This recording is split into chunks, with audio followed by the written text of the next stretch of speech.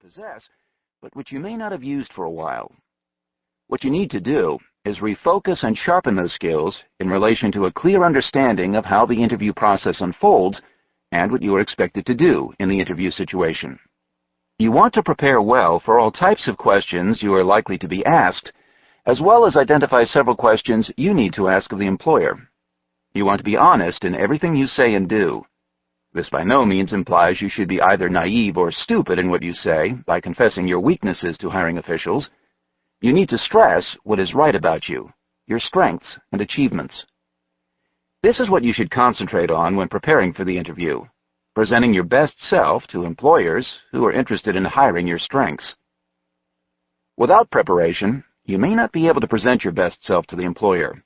Your dry throat, sweaty palms, and wobbly knees may take center stage as you make numerous interview mistakes that prevent you from both impressing the employer and acquiring useful information. That would be unfortunate, since you have already come a long way toward landing the job. Whatever you do, don't shortchange yourself by not preparing well for possible interview questions. Avoid easy temptations. One important word of caution is in order before you proceed further into this audiobook. Whatever you do, don't try to memorize canned answers to interview questions. Succumbing to such a temptation will probably produce negative outcomes for you. This approach is likely to turn off interviewers who may think you are being less than forthcoming. It may even raise questions about your honesty and integrity. In addition, your nonverbal communication may negate the messages you intend to communicate at the canned verbal level. Put dynamite into your interviews. Whatever you do, make sure you acquire, use, and taste the fruits of dynamite answers to interview questions. You should go into the job interview equipped with the necessary knowledge and skills to be most effective in communicating your qualifications to employers and acquiring important information on both the job and the employer. Success in today's challenging job market requires clear thinking, strong organizational skills, and effective strategies. Above all, it rewards individuals who follow through in implementing each job search step with enthusiasm, dogged persistence, and the ability to handle rejections. May you soon discover this power and incorporate it in your own dynamite answers to interview questions. If you do this, you will certainly nail the job interview much sooner than most other job seekers, including your competition. 2. Interview types and techniques. Job seekers and advice givers alike talk about the job interview as if it were a single entity, always the same, with one person, and with a single set of expectations on the part of both the interviewer and interviewee. In reality, job seekers encounter many different types of interviews, as well as multiple interviews with several individuals in a single organization. Many interviewees are surprised to discover that their interview or interviews did not conform to what they were told to expect, including many questions they prepared answers to. Not surprisingly, the interpersonal dynamics change as the participants and the situation change, and each interview is different from any other. Variable situations. Interviews involve numerous variables: the interviewer's and interviewee's goals, personality and approach, types of interview settings, questioning techniques, and interview structure. Since each of these variables will affect both your answers or questions and interview outcome, you must be aware of changing interview situations and handle each variable in the best manner possible. Although there are several different interview types, and each interview is different from other interviews, there are enough similarities for each type of interview that one should be able to develop a set of expectations that will be useful. Interviewer goals and expectations. The interviewer expects that an applicant who is invited to an interview will be at his best, both in appearance and behavior. You will have conducted basic research on the company and will be able to both answer and ask questions that relate to your skills and goals as they relate to the job under consideration. The interviewer has certain goals she must achieve through the interview process.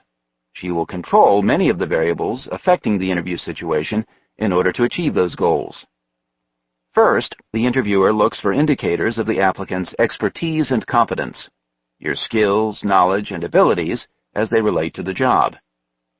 Second, the interviewer is interested in indicators of the applicant's motivation. Your drive and energy may be what set you apart from others and give you an edge in the hiring process. Third, your interpersonal skills also are of concern. Your ability to get along with coworkers is not always easy to discern, but something the interviewer will be trying to assess. Fourth, the applicant's decision-making and problem-solving abilities will be important for many positions. How well are you able to deal with an out-of-the-ordinary situation you may encounter on the job? Fifth, at the same time, the interviewer is also trying to assess your real interest in the job and the firm. Do you really want this job? Will you be a dedicated and loyal employee? Sixth, employers are also interested in your personality or likability. They prefer working with people they like. How well do you relate to the interviewer? Do you listen well, give positive verbal and nonverbal feedback, have a pleasant and enthusiastic manner, and demonstrate a sense of humor and smile? Interviewee goals and expectations. Interviewees also have specific goals relevant to the interview situation. Your major goals are to gain information about the job, employer, and organization, and demonstrate how your skills, knowledge, and abilities will fit the needs of the organization. You want to impress the interviewer enough to be offered the job. You expect the interviewer to take the lead in determining the structure of the interview, but you also need to structure your behavior in such a manner that it affects both the interview situation and the final outcome. Interview types and goals. There are two basic types of interviews with which the job seeker needs some familiarity: the informational interview and the employment interview. Informational interviews.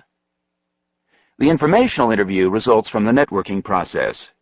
You should talk with people in your area of interest and identify persons who are in a position to share information with you about your potential field of employment. Once you have identified persons who are likely to have useful information, you want to contact them and try to arrange informational interviews. As the name implies, you are not seeking a job from these people. Only information and advice that will be useful to you later in your job search. Employment interviews. Employment interviews may take several forms. They may be best divided into two major categories: screening interviews and hiring or placement interviews.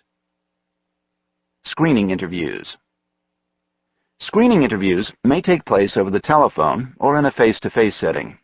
As the name implies, screening interviews provide employers the opportunity to make initial decisions as to whether they want to further interview an applicant.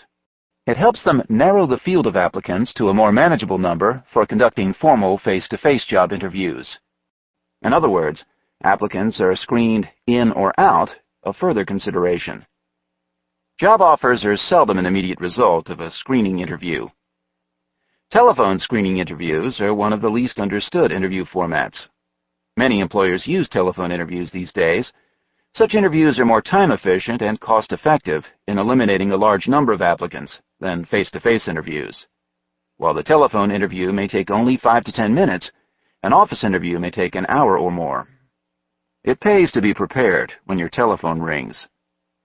If you receive an initial phone call from an employer, assume you are being screened for a later face-to-face interview. Take this telephone interview as seriously as you would one in any other format. What you say and how you say it will probably determine whether you will be invited to a hiring or placement interview. With this in mind, it is advisable to have an area by your telephone equipped with everything you will need to come through the unexpected screening interview with flying colors. A pad of paper, pen, copy of your resume, and a calendar are basic elements. It is also a good idea to have a list of the organizations which you have contacted in your job search, the names of individuals to whom you have sent your resume listed, and a folder or notebook with copies of all your job search correspondence organized alphabetically by company. The person conducting the screening interview has a negative goal as far as the applicant is concerned. The interviewer wants to eliminate as many candidates as possible from further consideration, so the hiring or placement interview can be conducted with a more manageable number of applicants. On the other hand, your goal is to be included in the final pool of candidates. What you say in this screening interview will be very important.